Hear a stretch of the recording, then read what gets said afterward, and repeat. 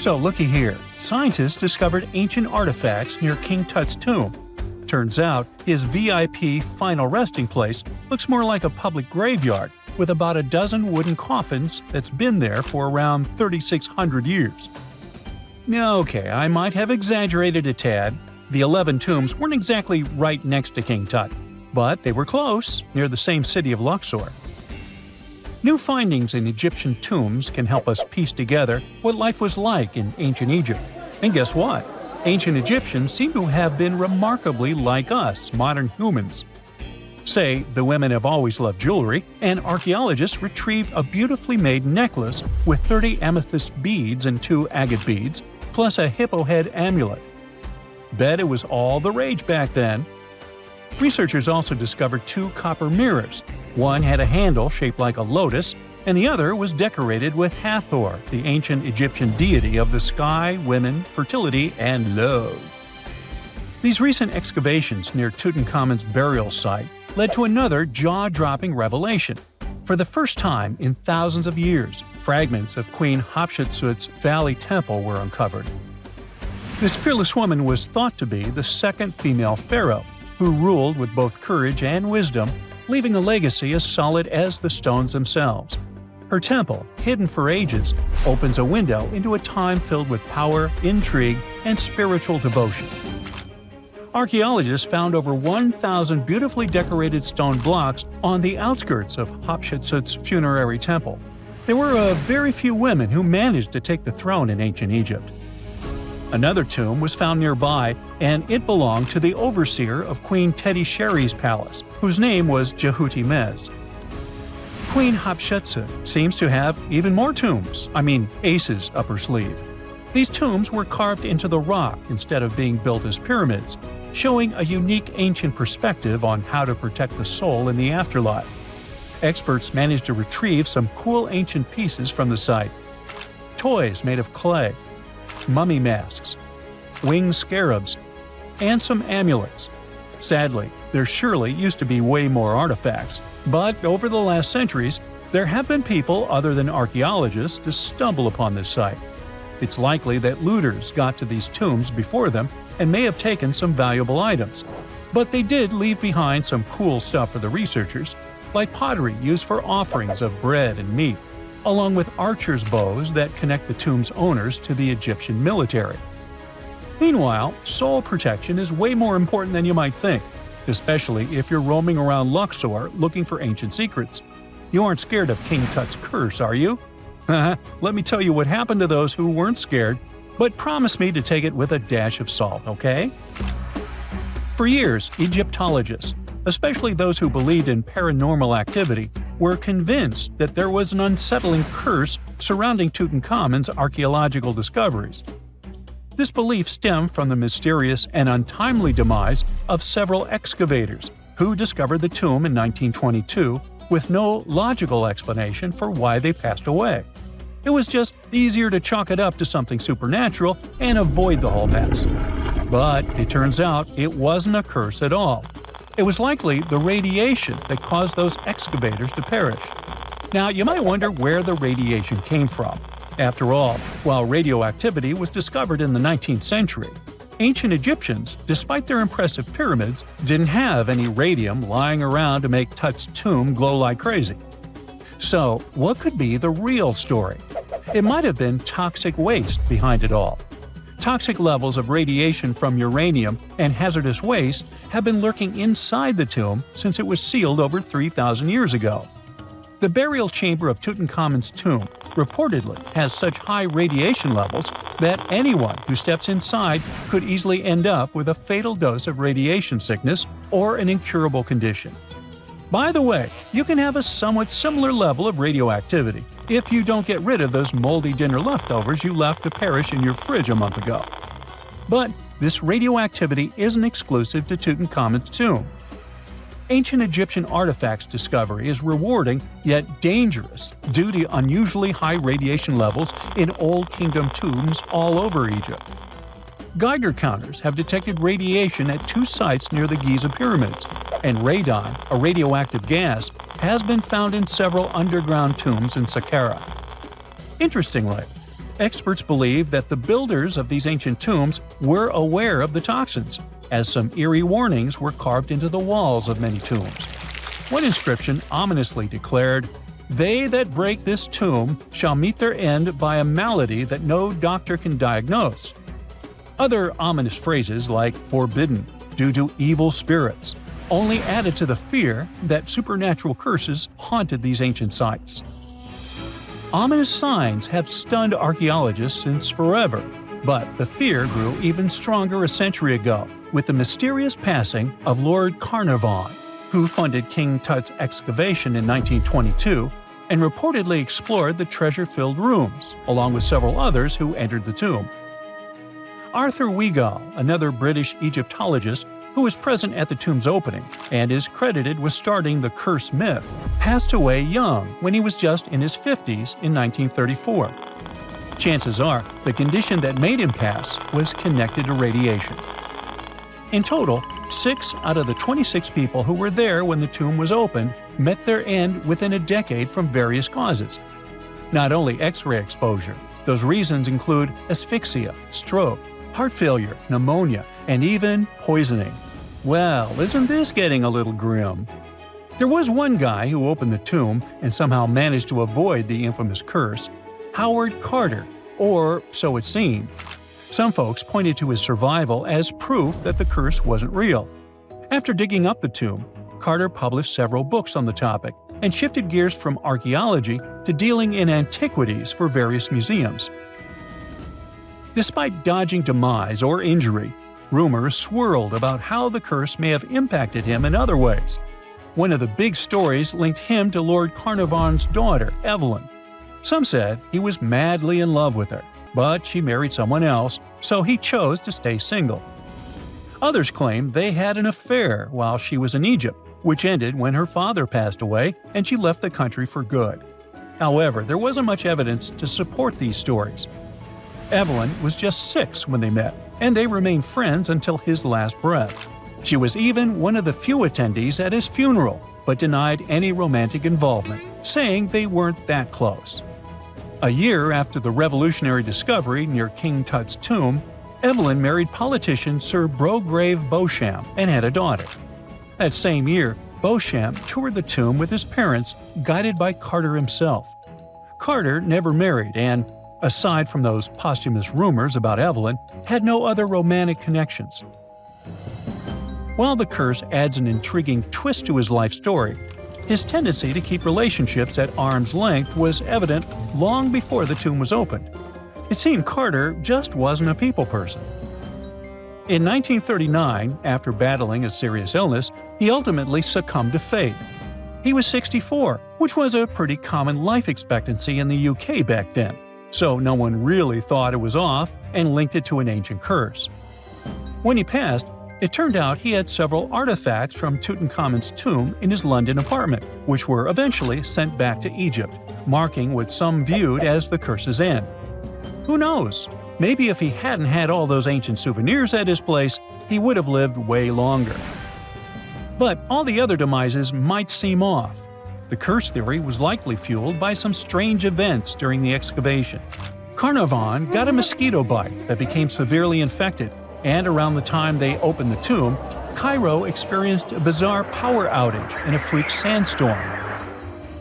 Back in England, the Earl's dog, Susie, managed to escape from Carnarvon's house and began barking frantically at seemingly nothing. At least that's what the staff and family saw. Strangely enough, at the very moment her owner's heart stopped, Susie started howling and fell down without showing any signs of life. Maybe radiation didn't play a crucial role after all, and those were indeed ancient artifacts from King Tut's tomb that made them all perish. Spooky, huh? One more step in the wrong direction, and the crossbows will release their arrows. If you open the wrong door, you'll end up in a river of mercury. It's almost impossible to get out of this place, but it is even more difficult to get here. No, this is not a location from an adventure movie, but a treasure hunter. This is a real giant tomb filled with traps and streams of toxic mercury. And it's not somewhere deep in the Amazon jungle or an unknown island. This tomb is located in central China. near the city of Xi'an. And you know what the coolest thing is? This tomb was built more than 2,000 years ago, and even now in the 21st century, we still don't know how to get there. But let's start from the beginning. Many of you have probably heard of terracotta statues, thousands of clay sculptures of people. Those statues were first found in 1974, when a group of peasants were digging decks near Xi'an. They found a detailed human-sized figure, and that was 1 out of 1,000. Each figure was made as realistic as possible. Each of them was unique and had its distinctive details. More than 50 years have passed, and scientists are still digging up these sculptures. The number has already exceeded 8,000. But what are they doing there? What is their purpose? Terracotta sculptures are kinda guarding the tomb of Emperor Qin Shi Huang. He was such an influential man in China that he wasn't just buried in a tomb. His servants created a giant coffin complex the size of a small town. So, if thousands of clay guards symbolically protect this place, it's difficult to imagine what's in the center of this ancient, gigantic tomb. But first, let's find out who Qin Shi Huang was, and then move on to the dangerous traps. He was the first son of the ruler of the kingdom of Qin. It was one of the 6 kingdoms that existed on the territory of modern China. In 2059 BCE, when Qin Shi Huang was born, those 6 kingdoms were independent and separated from one another. Moreover, there was a strong conflict between them that lasted for more than 200 years. But Qin Shi Huang turned out to be the man who managed to conquer and unite all these kingdoms. He became more than just a king. He became the first emperor of China. But how did he complete a seemingly impossible task? Natural disasters, clever strategy, tactics, and skills helped him to conquer the 6 kingdoms. Scientists are still arguing about some of the details of how this happened. All that can be said is that Qin Shi Huang was a very wise and intelligent emperor. So it's not surprising that his burial turned out to be so huge. He was buried in the largest and most luxurious funeral complex in the history of China. The area the size of a small city contains many underground caves filled with things an emperor could need in the afterlife. In ancient China, as well as in ancient Egypt, people believed that when an emperor went to the other world, he could take with him those things that were buried with him. Unfortunately, sometimes it could be people, but Qin Shi Huang acted wisely and correctly. He decided to bury clay statues. But the coolest thing is that the architects and builders of this complex made it impregnable. The whole area holds many secrets, historical artifacts, and priceless objects. There's a beautiful place with the emperor's body in the center of this tomb. Imagine how many treasures you can find there, and all of them were meant to remain untouched and unseen by other people. And we probably won't be able to get to them, at least in the near future. Ancient Chinese historian Sima Qian wrote something about the tomb about 100 years after the emperor's burial. He said that this place had dangerous traps inside the tomb that would destroy anyone who dared to enter the tomb. The engineers installed crossbows with loaded arrows and also poured a huge amount of mercury, simulating the movement of rivers. Of course, that was 2,000 years ago, and crossbows probably don't work anymore. But what about mercury? This toxic metal has no expiration date. It's shiny and moves quickly in liquid form. It looks beautiful, but don't touch it. Even a small drop of mercury can cause damage to your body. Inhalation of its vapors or ingestion causes damage to nerves, the liver, kidneys, and many other symptoms. And that's just one drop. Imagine how dangerous rivers of this substance can be. Who knows how much mercury was loaded there by the tomb builders? But even if you dodge all the traps and don't end up in the poisonous river, mercury would still be able to harm you. Its vapors can pass through the cracks in the walls. This means that the entire tomb is probably soaked in this substance. And by the way, this is not just a guess. Scientists have measured the mercury level at the excavation site and found that it's much higher than normal. But why mercury? In ancient China, mercury was considered the elixir of youth, the source of immortality. According to the records, Qin Shi Huang often took pills with this element. Perhaps this was the reason that his life ended at the age of 49. In any case, people can damage ancient structures and artifacts during excavations. For example, archaeologists caused great damage to Tutankhamun's tomb during its exploration. You dig around, but then suddenly the entrance collapses and you destroy vases, scrolls, interior decorations, and other stuff. But even if you do everything carefully, the writing and drawings on the walls can be destroyed by sunlight or oxygen. Places where there has been no fresh air and ultraviolet radiation for thousands of years have their own chemical composition that can be damaged by contact with the outside world. In the 1970s, when archaeologists were excavating terracotta sculptures, the paint pigment fell off the statues because of contact with the sun and air. Fortunately, the archaeologists quickly adapted and created a technology that allowed them to get the statues out without damaging the paint. It was a long and careful process, but it was worth it, and here's why. According to ancient writings, the emperor created an underground kingdom with a beautiful palace in the center. He decorated the ceiling of this palace with expensive pearls. You know why? To simulate the stars in the night sky. And that's just the ceiling. It's difficult to imagine how the walls, floor, and tomb of the emperor are decorated. Besides, scientists expect to find many other statues that copy the emperor's servants. So, in simple terms, the tomb of Qin Shi Huang is a paradise for archaeologists and historians. But of course, it will take more than one generation before they extract all the treasures. Some experts predict that the excavation of the entire tomb could take centuries. But of course, new archaeological technologies can change everything. For example, non-invasive research methods mean you don't have to enter the tomb. You can see it through a special device. Another idea is the use of muons. Those are subatomic products that appear as a result of the collision of cosmic rays and atoms in the Earth's atmosphere. The point is that these muons can penetrate through solid objects, just like X-rays. Or how about nanotechnologies? Imagine millions of tiny digger robots climbing into a tomb and starting to scan the area.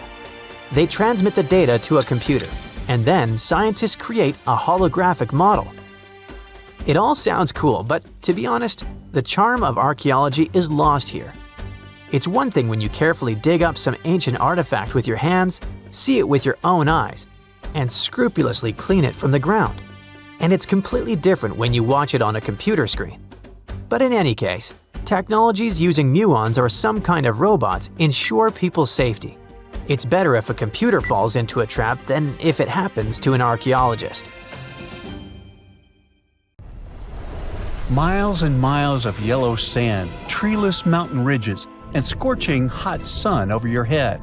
And suddenly, something you'd never expect to come across in a barren desert. A small group of overexcited people. They're as happy as you would be if you had won a lottery. They've just found an ancient tomb, once flooded with its walls in bad shape. But the stuff they discovered inside proves that this is the burial site of one of Egypt's most mysterious pharaohs. Historians have been hunting for his tomb for years, but no one expected it to hide ancient treasures. Fast forward. After careful examination of the site, Egyptian officials have announced the discovery of the tomb of King Thutmose II. It's the last missing tomb from Egypt's 18th dynasty. And this is also the first royal tomb found since King Tutankhamun's was discovered in 1922, in more than 100 years. A team of Egyptian and British archaeologists found the tomb in the Theban Mountains area, west of Luxor, near the famous Valley of the Kings. Before this, the site was only known as Tomb C4, but during their excavation, the team found clear evidence proving it belonged to King Thutmose II. Archaeologists actually found the entrance and main tunnel leading to the tomb in 2022. But at first, they thought it belonged to a queen because it was near the graves of Thutmose III's wives. It was also close to Queen Hatshepsut's tomb. Originally, it was prepared for her when she was just a royal wife. But everything changed when she became pharaoh. But we'll talk about this twist of fate a little later. But soon they realized that their discovery was much more significant. They found alabaster jars with Thutmose II's name and the words "deceased king" written on them. That's when they realized that the tomb was actually his final resting place. Sadly, Thutmose II's tomb has seen better days. According to the head of Egypt's antiquities sector and the leader of the Egyptian excavation team, the tomb suffered major damage from ancient floods not long after the pharaoh's death. Water swept through the burial chamber, likely destroying or displacing many of the original artifacts. Much of what had been once inside the tomb was moved elsewhere in an attempt to salvage it. The researchers found out that the tomb had a basic design, with an entrance, a sloping main corridor, and a burial chamber. The corridor was coated in white plaster and rose about 4.5 feet above the floor of the burial chamber. A large staircase and a very large descending corridor of the tomb indicated its grandeur. It took the team a long time to navigate through, though, as the tomb was blocked by flood debris and collapsed ceilings. Only after crawling through a 32-foot passageway with a small 16-inch gap at the top, the worst nightmare for those of us with claustrophobia, were they able to reach the burial chamber. There, they were in for another surprise. They cleared the debris, expecting to find the crushed remains of a burial beneath. But the tomb turned out to be completely empty, and it was not due to robbery. It had been deliberately emptied. The researchers soon realized that the tomb had been flooded since it had been built underneath a waterfall. It happened just a few years after the king's burial, so the contents of the tomb were moved to another location. That's why there was a second corridor in the tomb. It was most likely made to help remove King Thutmose II's body from his flooded tomb. Despite the damage, the excavation team made some really exciting discoveries. They found traces of mortar decorated with blue inscriptions, yellow stars, and fragments from the Book of Amduat, one of the most significant funerary texts in ancient Egypt. The book was meant to guide the deceased through the underworld, ensuring a safe journey to the afterlife. Now, how about we sneak a peek at ancient Egypt's 18th dynasty? It was all about conquering lands, expanding the empire, and building jaw-dropping monuments. Some of the biggest names from that era, Thutmose I and Thutmose III, both legendary warrior kings who left their mark in history. Thutmose I was a fierce fighter who led major military campaigns, pushing Egypt's border further south than ever before, all the way to the fourth cataract of the Nile. His victories gave Egypt access to new trade routes, stronger political ties, and more wealth. His conquests were so significant that they were recorded in the tombs of his top officials. Thutmose III, sometimes called Thutmose the Great, took things even further.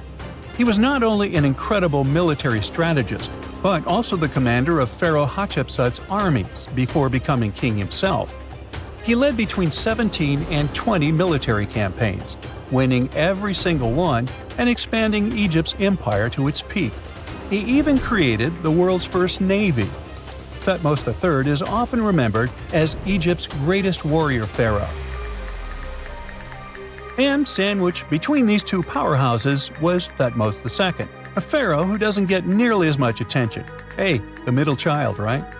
His reign lasted only about 5 years before he passed away at around age 30 in 1479 BCE. He is kind of a mystery. No one really knows what he accomplished. For the longest time, even the location of his burial site was totally unknown. His body was actually found in the 19th century. It was just lying around in the mortuary temple of Deir el-Bahari, in a secret chamber where priests used to hide royal mummies centuries after their original tombs were looted by grave robbers. In other words, Thutmose II's body must have been moved from his original resting place at some point in history to protect it.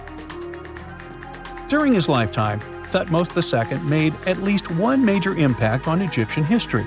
He married his half-sister Hatshepsut. That might not sound like a big deal, but it helped her become Egypt's greatest female pharaoh after he passed. The catch? She kept her stepson, Thutmose III, off the throne for decades. When he finally took power, he he erased her name from history out of spite. And still, Hatshepsut is one of Egypt's greatest pharaohs, no matter if you're talking about a man or a woman. She brought a lot of wealth and art to Egypt. She led a big trading trip to a place called Punt, where she brought back things like gold, ebony, and incense. She also made sure her name lasted by building amazing structures that we can still see today. At Karnak, she added huge obelisks. One of them is still standing tall. She also was the one to build the Temple of Dir al-Bahre with its countless columns. She was buried there. Interestingly, Hatshepsut was often shown in art as a man with muscles and a beard, like how pharaohs were usually depicted. But she made sure there was always something in the artwork that reminded people she was a woman, like calling herself Daughter of Re or His Majesty herself. When she passed away in 1458 BCE, Egypt wouldn't have a female ruler as powerful as her until Cleopatra, about 1400 years later. According to Egypt's Supreme Council of Antiquities Secretary General, isn't that a mouthful? Hatshepsut's name actually appears in Thutmose II's tomb, meaning she might have even handled his burial. As for their final resting places, well, Hatshepsut was buried in the Valley of the Kings, and Thutmose II's mummy is now in the National Museum of Egyptian Civilization, alongside other ancient Egyptian rulers. It gives visitors a rare chance to see the remains of a nearly forgotten pharaoh. Now, experts consider the discovery of his tomb to be one of the most significant in recent years. The artifacts found there add important details to our understanding of the history of the region and Thutmose II's rule. And even though the tomb's design is fairly simple and follows the same architectural style preferred by later Egyptian rulers, its historical importance is undeniable. In any case, the mission isn't over yet. Archaeologists are now focusing on solving another mystery. Where did the rest of the tomb's contents end up? The team is determined to continue their search. Who knows what other secrets they will uncover that have remained hidden beneath the sands for thousands of years. They found the tomb of a royal doctor who lived over 4,000 years ago, a man who held pharaohs' lives in his hands. This man knew secrets that only deities and kings were allowed to hear. And yet, when they opened his tomb in 2024, there was no body, just vivid paintings untouched by time and cryptic symbols carved into stone. Who was he, and why was he buried with spells linked to a scorpion deity? The tomb was buried deep beneath the sands of Saqqara. The doctor's name was Tete Nebefu. He lived around 4,100 years ago, during one of Egypt's most mysterious turning points, right at the edge of glory and collapse. These were the final days of Egypt's Old Kingdom. The sun still glinted off freshly built pyramids, but the shadows were already creeping in. The pharaoh, Pepi II, had ruled longer than anyone before him, 90 years. But by the end of his reign, the country was cracking. The power was slipping, the regional leaders were rising, and the Nile floods grew unpredictable. In this shaky period, the mysterious doctor thrived. His tomb was discovered by a Swiss-French archaeological team in the shadows of old pyramids. The weirdest part was that when they uncovered his burial chamber, they found no body, no golden treasures either. Unfortunately, the tomb had been robbed long ago.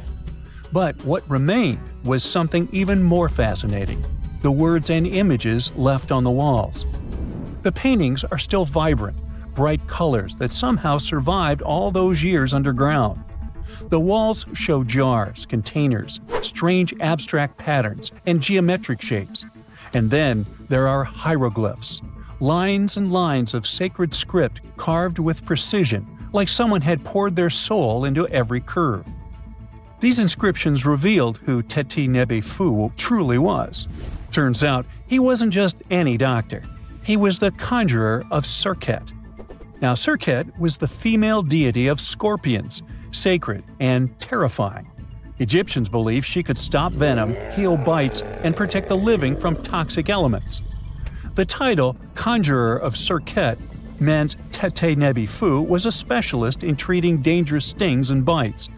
And if he got an entire tomb for himself, he may have been Egypt's top expert in those things, a man who healed with both medicine and magic.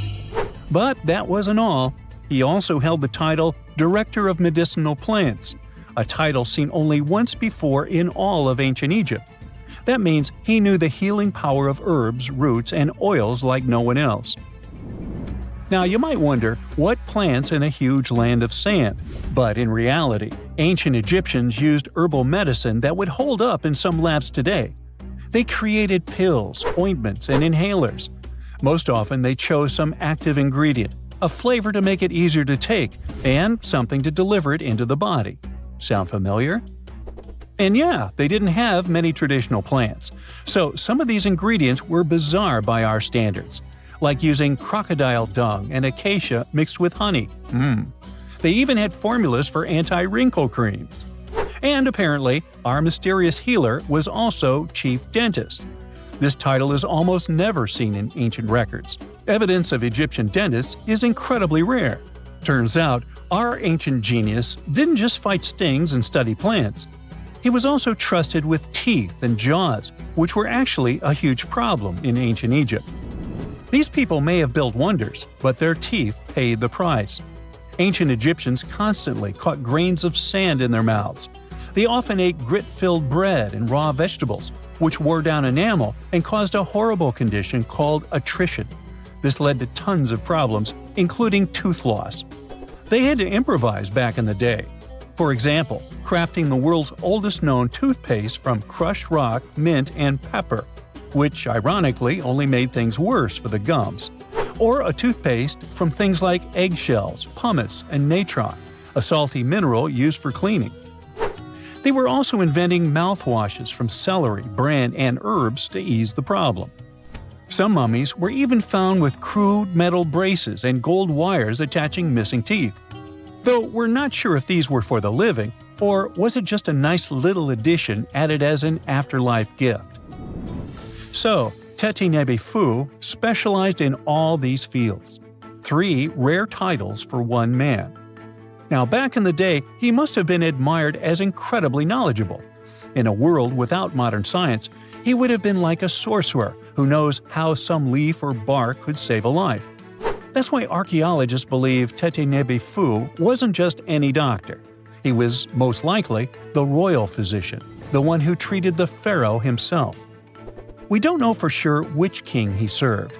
Maybe it was Pepi II, and who knows, maybe that's why the guy lived so long. But if that was the case, Teti Nebi Fu may have lived through the final moments of the Old Kingdom, watching the Golden Age crumble from inside the palace walls. And then he was buried, the body was looted, or perhaps just lost to time. But the team says they're still studying the tomb, still uncovering the traces of this incredible man.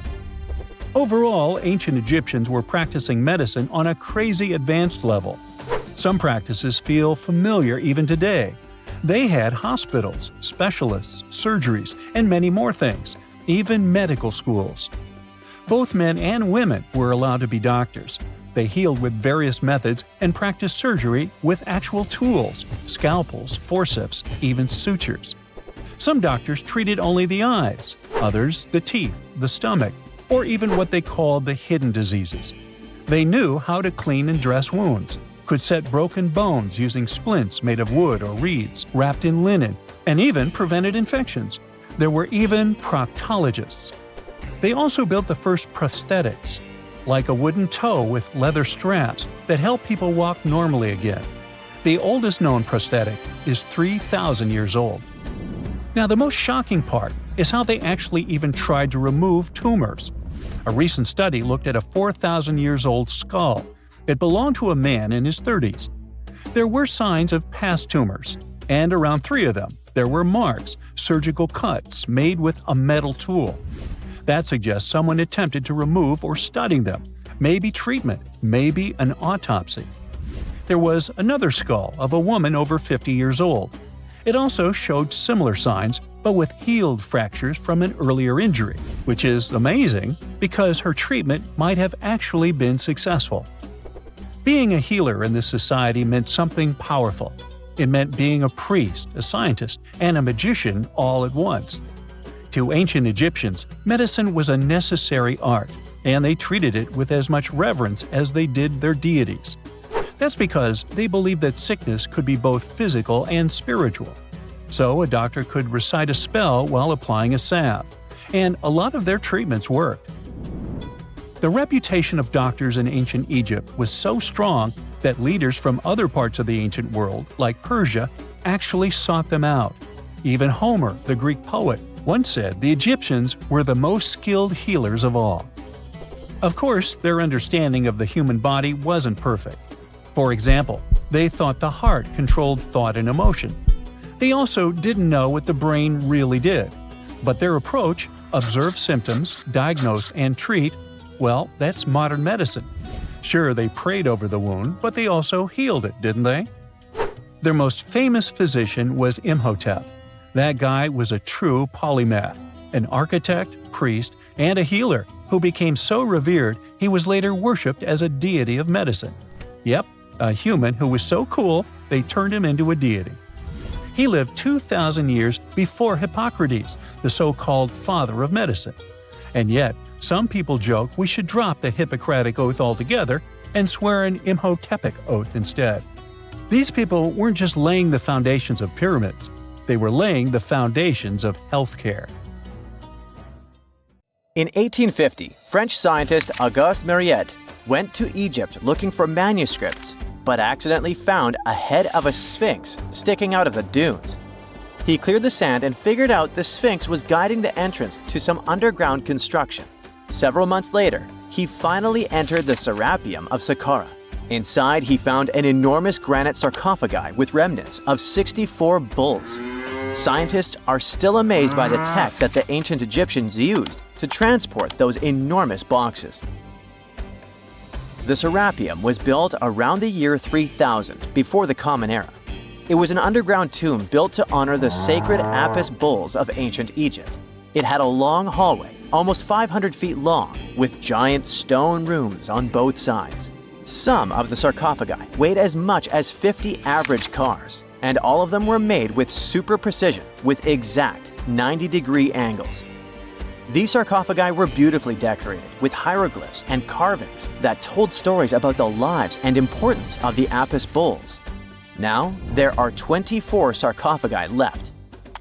In ancient Egypt, Apis bulls were very special animals connected to the deity Ptah. They thought the bulls carried Ptah's spirit and wisdom, helped the pharaoh, and protected the Egyptians. Priests looked for special markings on young bulls to find Apis bulls. It could be a white triangle on its forehead, which symbolized divine light, a shape on its back like a vulture's wing, and a scarab shape under its tongue, which stood for rebirth. If a bull had these signs, they believed it was chosen by Ptah and treated it like royalty.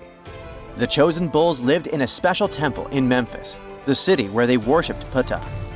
They received the best care and offerings from visitors who wanted their blessings. When an Apis bull passed away, it was treated with great honor and mummified. When Mariette entered the Serapeum, he noticed traces of rollers on the gallery's floor and found 2 wooden horizontal winches. Each had 8 levers. Later, other explorers saw double rails. The burial chambers were lower than the hallway floor. To get the boxes into place, workers filled the chambers with sand so the sarcophagi could be rolled in straight. Then they slowly removed the sand to gently lower the boxes into perfectly cut spaces in the bedrock. A carved stone sign found in the Serapeum said it took 28 days to move just one sarcophagus and its lid into its spot during the time of Ptolemy II. The extreme precision of the sarcophagi with 90-degree angles also has an explanation. Ancient Egyptians wrote texts, or rather, papyrus, on geometry a long time ago. It shows that they knew the approximate number pi and could calculate the volume of a pyramid with its top cut off. If they could figure out complicated math like that back then, it makes sense that they could also carve perfectly flat surfaces 500 years later. All this sounds pretty legit, but some people think certain things don't add up here. The size of boxes is way larger than the size of bulls. Yet, they buried pharaohs in tiny coffins that barely fit their bodies. The sarcophagi are made out of granite with crazy precision, and they could have just used limestone, which would have made things way easier. The transportation of the boxes seems pretty simple, but only in theory. If one person could pull about 440 pounds, then at least 250 people would be needed to pull just one box. The tunnels in the Serapeum are really narrow, only about 2 feet wider than the boxes themselves. There's no way hundreds of people could have squeezed into those tight spaces to pull the boxes. And even if they did, how would they turn the box in the cramped corridor, lower it into its niche, and place it perfectly in the middle? Somehow, they did this 24 times, and every box is centered perfectly. Plus, the chambers were dusty, and there were no signs of soot from lamps. This means they must have worked in almost complete darkness. The real use of the boxes could also be different. A long time ago, even before the Egyptian pharaohs ruled, the local people already knew how to use fermentation. It happens when tiny organisms called yeast eat certain ingredients like starch and turn them into gas and ethanol. So someone in ancient Egypt probably put food like barley, bread, and even meat inside a giant stone box, then closed it tight with a heavy lid. These stone boxes, carved from granite, were so precisely made that they were almost completely sealed, so nothing could escape from it.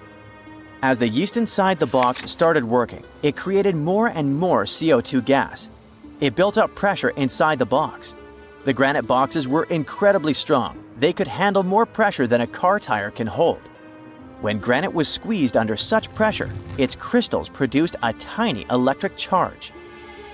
This effect was possible because granite contains quartz, a material that reacts to pressure this way. The process also needed meat or animal parts, possibly to help the yeast grow better.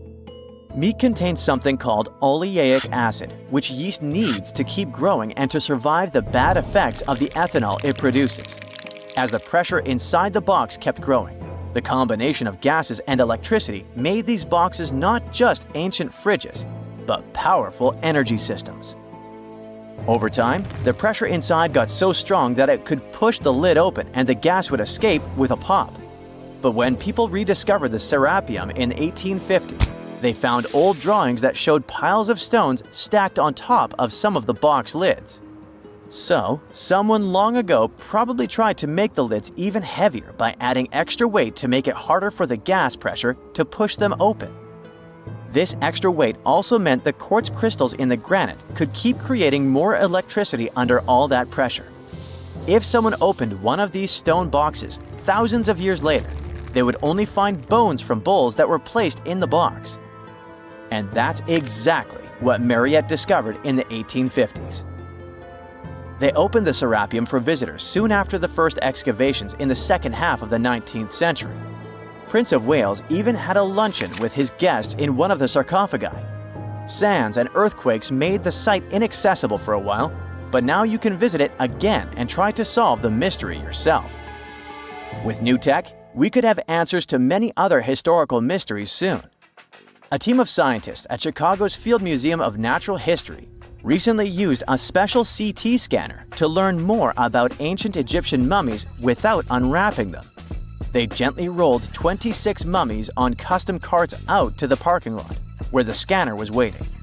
It took thousands of detailed X-ray pictures of each mummy and their coffins. When all the pictures were put together, they created 3D images that showed what was inside, the skeletons, and some artifacts. The scientists hope these images will help them understand ancient Egyptian burial practices from over 3,000 years ago. Even though the scanning process only took 4 days, it might take 3 years to study all the data. But scientists were able to learn some personal details about the mummies. One of the most popular mummified individuals at the museum, Lady Cheneta, was a woman who lived in ancient Egypt about 3,000 years ago. It looks like she passed away in her late 30s or early 40s. To make sure her body looked complete for the afterlife, embalmers put stuffing in her neck to keep it from collapsing. They also placed artificial eyes in her sockets, so she would have eyes in the next world. She was wrapped in fancy linen and placed in a beautifully decorated coffin.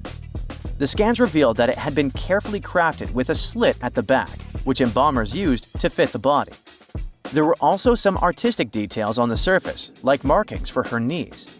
It looks like her burial was on the scale of a high-end luxury car. If there's a question that still baffles archaeologists to this day, it's this one. How did the ancient Egyptians build those magnificent pyramids? As far as we know today, their resources were quite limited, especially in terms of tools and building materials. We still don't have a fully satisfying answer, but hey, we've got some pretty amazing theories worth considering. The leading contender among these theories involves the clever Egyptians employing a sneaky strategy. Now picture this. They constructed a slanted and curving mound made of bricks, earth, and sand encircling the pyramid to be. As the pyramid grew taller and taller, they simply increased the height and length of this wacky structure. It's like they were playing an ancient game of Jenga. Now, how did they get those massive stone blocks up there? Well, according to the legendary ancient Greek historian Herodotus, they used sleds, rollers, and levers. It sounds like they turned construction into a supersized game of tug-of-war. And guess what? Herodotus also claimed that the Great Pyramid, the one from Giza, the granddaddy of them all, took a whopping 20 years to build. There's more.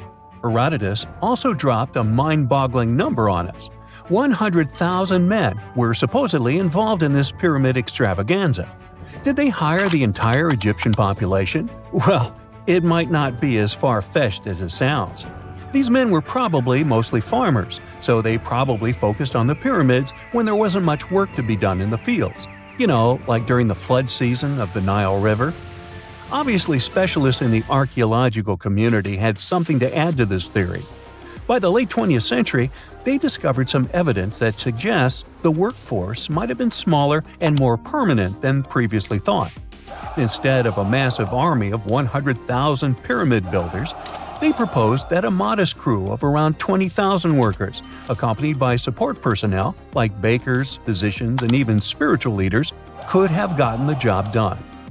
There was also this theory that claimed that the pyramids were actually built from the top downward. It suggested that these colossal structures were nothing more than isolated hills used as quarries. The stones were supposedly drawn from these hills, and over time, competing engineers took charge and transformed them into the iconic pyramids we know today. Now, before you dismiss this theory as a wild fantasy, some folks thought it wasn't completely crazy. After all, there are instances where isolated hills exist, so maybe this theory had a tiny glimmer of truth. Whether it involved ramp building or ingenious work schedules, one thing is clear. Those pyramids have definitely left their mark on history and on our imaginations. Now, speaking of ancient Egyptian mysteries, there's this gigantic unfinished obelisk sitting in ancient Egypt, and scientists are trying to figure out how it was shaped. Now, some people suggest that our industrious ancestors used handheld pounders to get the job done. One expert has a different take on the matter, though. He argues that if we take a closer look at the pattern left behind by the shaping tool, we'll notice something peculiar. The walls of the trenches surrounding the obelisk display a neat and even pattern, which is pretty unlikely if they were pounded away by mere mortal hands. According to this expert, those horizontal striations are usually the result of a tool that takes breaks while removing material, leaving its mark on the surface. But wait, there's more. Imagine the tool being rocked back and forth against the trench walls, clearing away the waste to keep the trench from narrowing.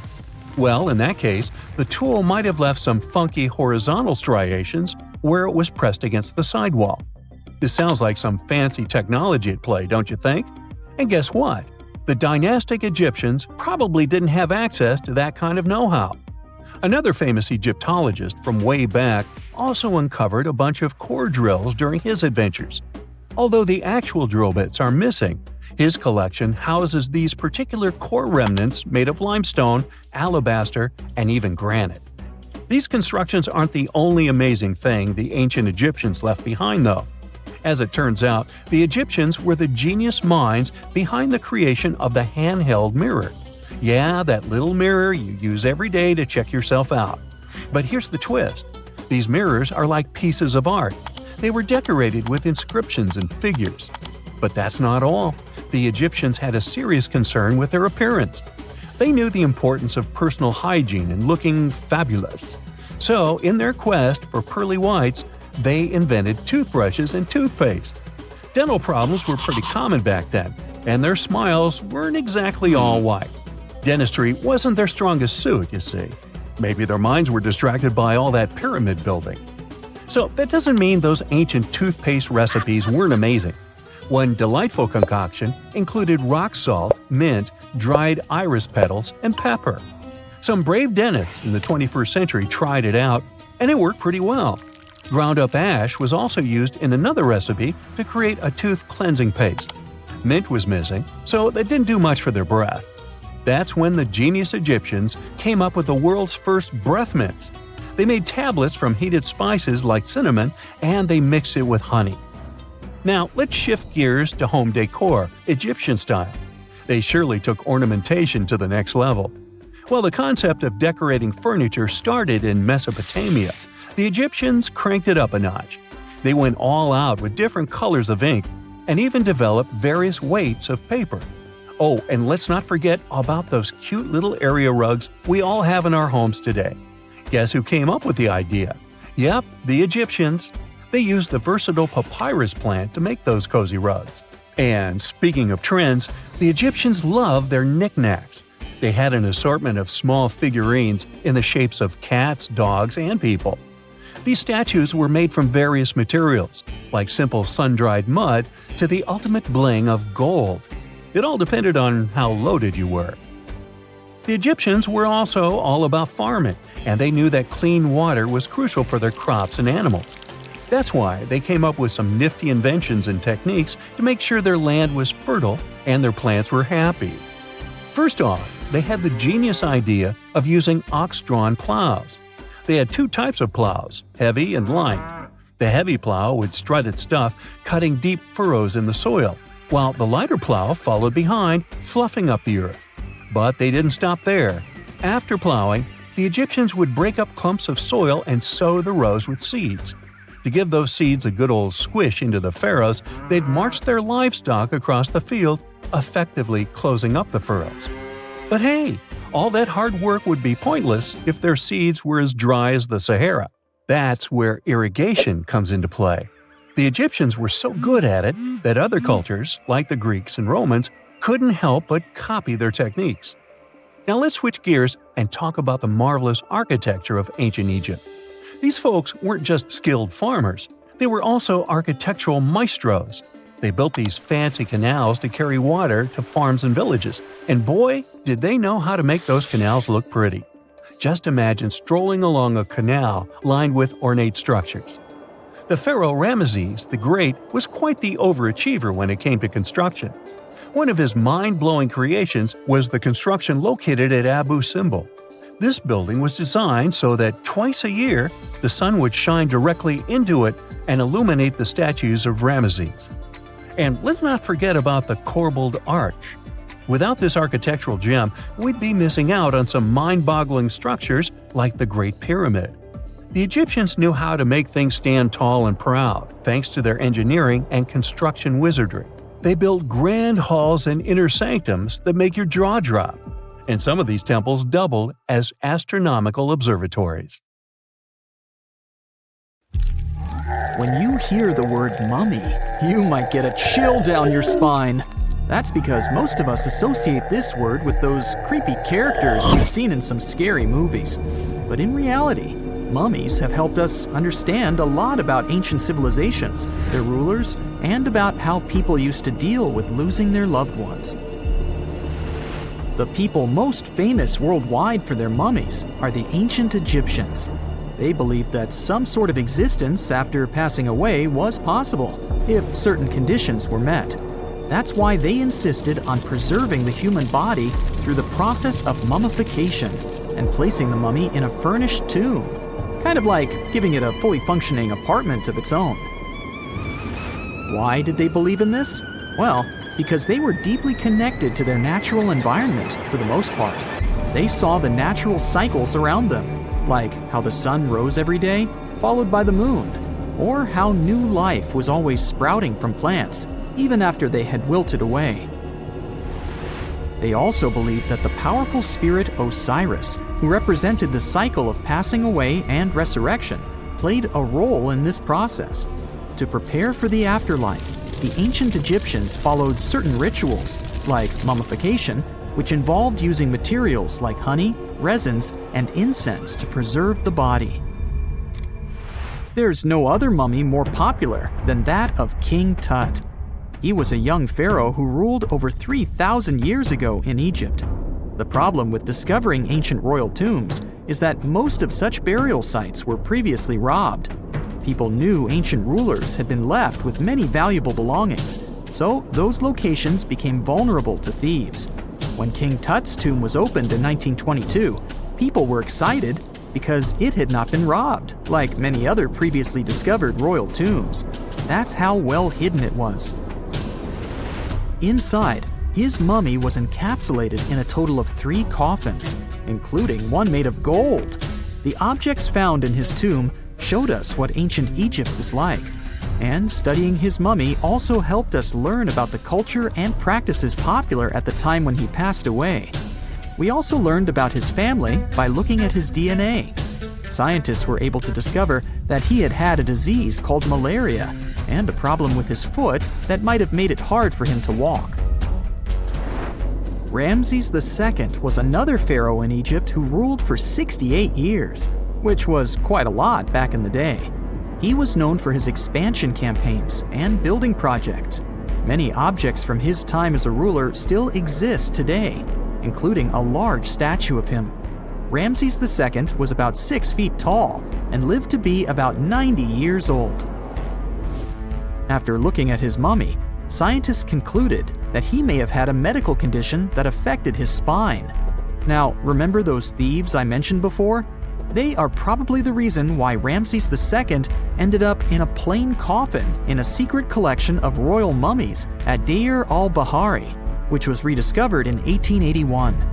Thankfully, archaeologists were able to identify him because his journeys had been recorded on his wrappings. The process was really tedious too. In fact, in ancient Egypt, the mummification process could take a staggering 70 days to complete. A special person would say a very specific speech while delicately handling the body and drying it out using a type of salt called natron. They also used linen and resin to make the body look more lifelike and to wrap it in cloth. The tomb was equally as important for ancient Egyptians. The walls of King Tut's tomb, for example, were adorned with intricate artwork that depicted his journey to the afterlife, from his burial procession to his passage through the underworld. The ancient Egyptians believed that everyone made this journey after passing away, and they filled their tombs with items and paintings to help the person in their spiritual travels. Additionally, the walls of the tomb were decorated with spells from a special book, which contained a collection of poems that the Egyptians believed would help people reach the afterlife. And speaking of how important this journey was, people also placed food in these ancient tombs. In King Tut's tomb, archaeologists discovered 36 jars of vintage beverages and 8 baskets of fruit, which were believed to be left there to help him in his journey to the afterlife. The Egyptians believed that traveling to the afterlife took a really long time, so they left a lot of supplies, such as food and water, to sustain their loved ones. Pharaohs also generally had numerous luxurious garments and beautiful jewelry in their tombs to ensure that they would have a fashionable journey. These items included various types of linen clothing, such as tunics, scarves, gloves, and headdresses, as well as a lot of gold jewelry with precious stones, like bracelets, buckles, pendants, necklaces, rings, and even precious depictions of insects for protection. Some were also deposited with fans made from ivory and ostrich feathers to keep them cool in the afterlife. Some ancient rulers were even placed in their forever apartments along with boats. For example, Pharaoh Khufu built the Great Pyramid at Giza as his tomb, and a large ship was found inside. King Tut, however, was buried with multiple boat paddles, but no actual boat. Instead, he had 3 chariots and numerous walking sticks made of precious materials, perhaps indicating he'd rather travel to the beyond by land, not by water. Amongst the most interesting objects found near ancient mummies are bottles of oils and perfumes. If rulers were supposed to be fashionable, why not smell nice too, right? Also, some of them had some ancient kinds of board games, most of them made out of precious materials like gold or ivory. One of those games was called Senet. It was very popular amongst the ancient Egyptians and very similar to modern-day chess. The ancient Egyptians may have the most famous mummies out there, but they weren't the first to invent the procedure. In fact, it all started in South America with an ancient civilization named the Chinchorro. As far as we know today, these people were the first to mummify their loved ones that had passed away. They did it somewhere around 2,000 years before the Egyptians started their own rituals. Sure, we can tell a lot about ancient rulers by studying these mummies, but until recently, we had no idea what they really looked like during their lifetime. Not so long ago, though, some very special mummy paintings were found by archaeologists studying ancient Egyptian objects. These mummy portraits are highly detailed paintings of individuals that were made while they were still alive. Such paintings were often painted on wood, as opposed to the classical portraits we all know about, which are painted on canvas. They are known for their realism and beauty, and have even been used by researchers to diagnose diseases by comparing them to the corresponding mummies.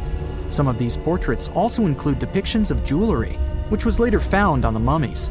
The recent discovery of these mummy portraits in Central Egypt is significant, as it marks the first time in over a century that such paintings have been found. Mummies appeared all around the world naturally, too.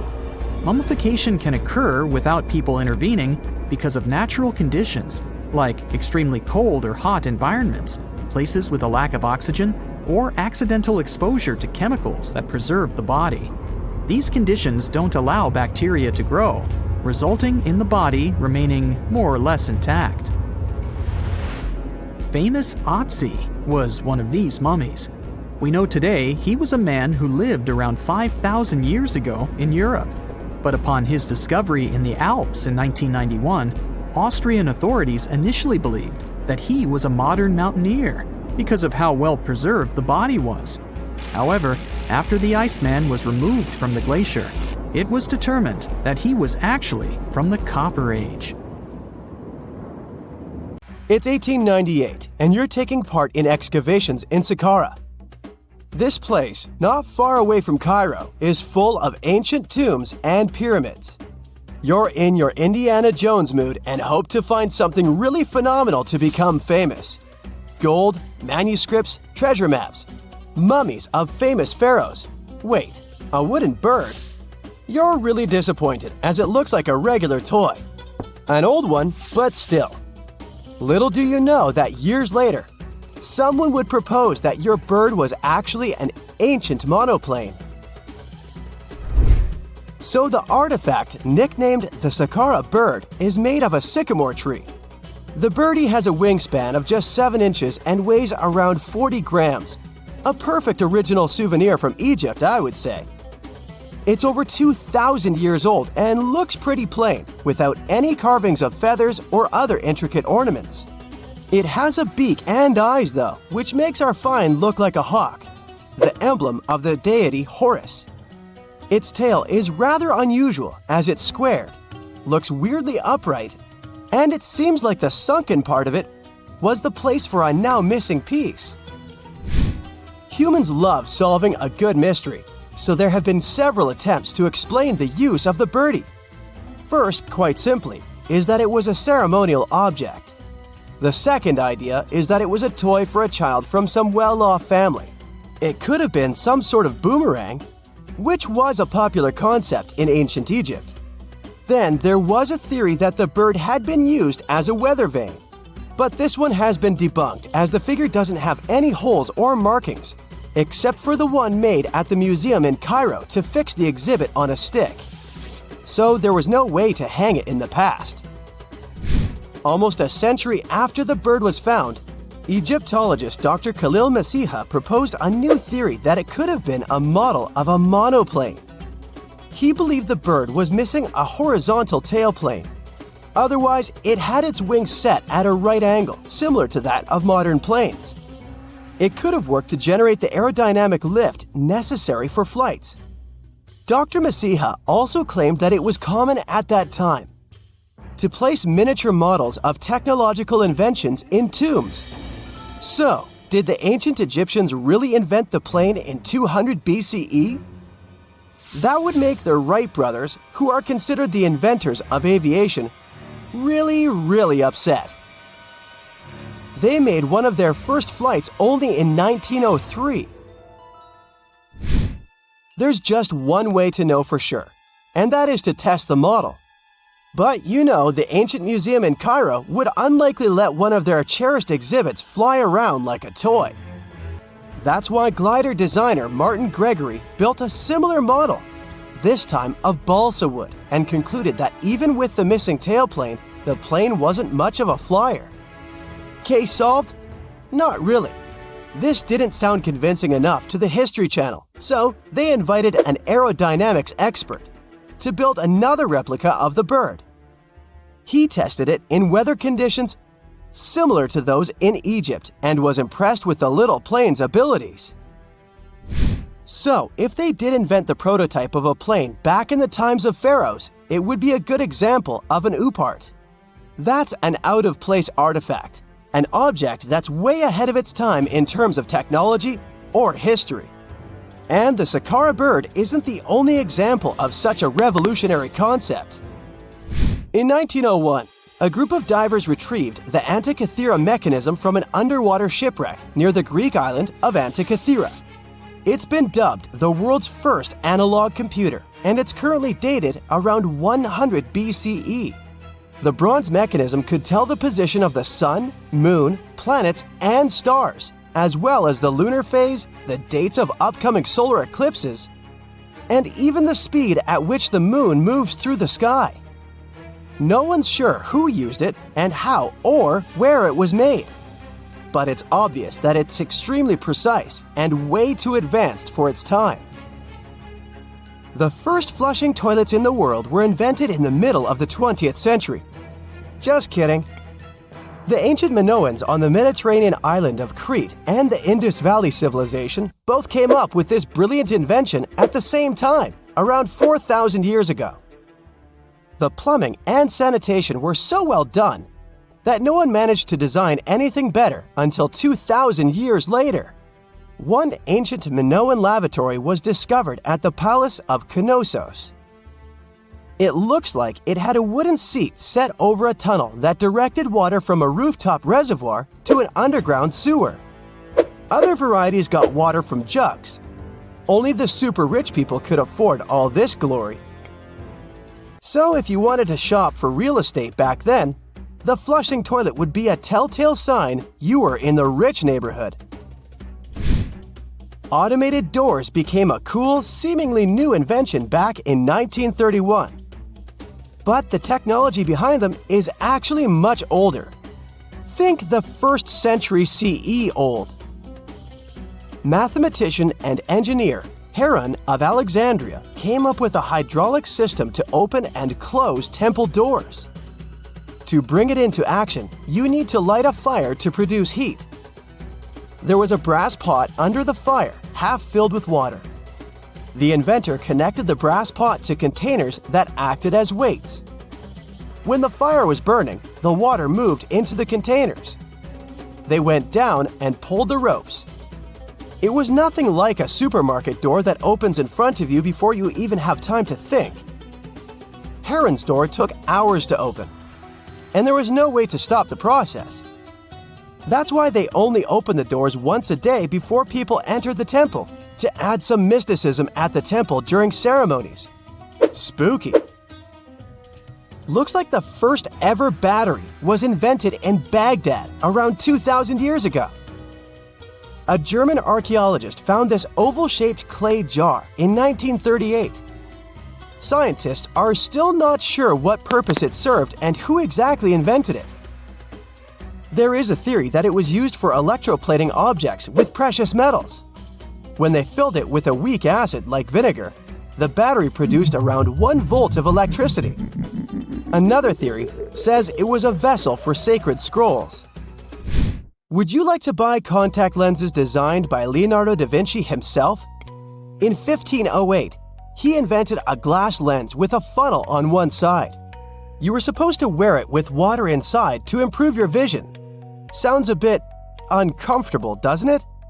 So, around a century later, French scientist René Descartes decided to improve the idea and make the cornea contact the future lenses. Contacts because they contact your eyes, get it? The glass tube with liquid did help improve vision, but blinking was sadly impossible. 2.5 centuries later, new technologies in the glass industry let scientists design contacts that would fit in the eye and even let the wearer blink. Thanks, guys! Still, those lenses were made of heavy blown glass and didn't let the eye breathe. About 50 years later, contacts became plastic, lightweight, unbreakable, and scratch-resistant, but still covering the entire eye. And then, in 1948, an English optical technician accidentally sanded down a plastic lens and figured out they'd still be in place even if they covered only the cornea. Imagine you're living in 19th century London and need to send a message to New York. It would have taken about 10 days to get there by ship. So when delivery time went from days to hours in 1858, it was a true sensation. The first message was sent by Queen Victoria herself. It was all made possible thanks to the transatlantic telegraph cable, running under the ocean. Sadly, the new cool invention only lasted a few weeks. It took years to bring it back to life.